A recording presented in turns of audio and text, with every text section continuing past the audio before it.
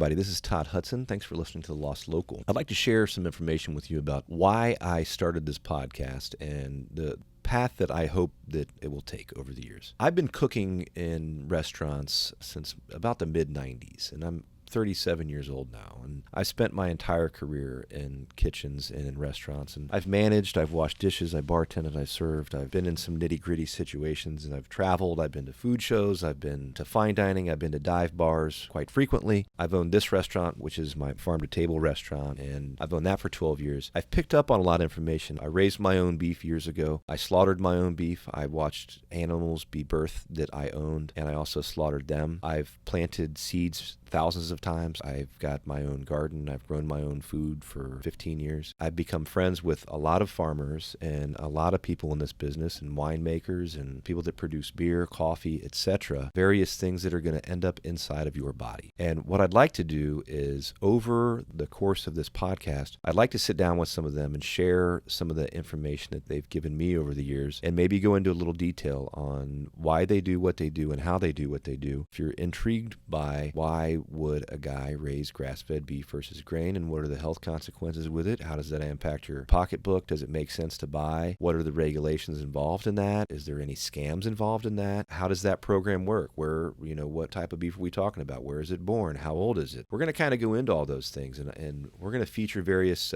producers and farmers, and generally speaking, we're going to have some really smart people on, and we're going to go over a number of different topics. Some of them may not have anything to do with food. Some of them may be local economies. They may be just various opinions of my own. And those are the people that have been on the show with me. I hope that you enjoy the show. And this is my first go round on a podcast. I think that you guys are going to like it. I hope it's entertaining, and I hope that it's informative, and I hope that we have a long lasting relationship with each other. And we'll see you next time.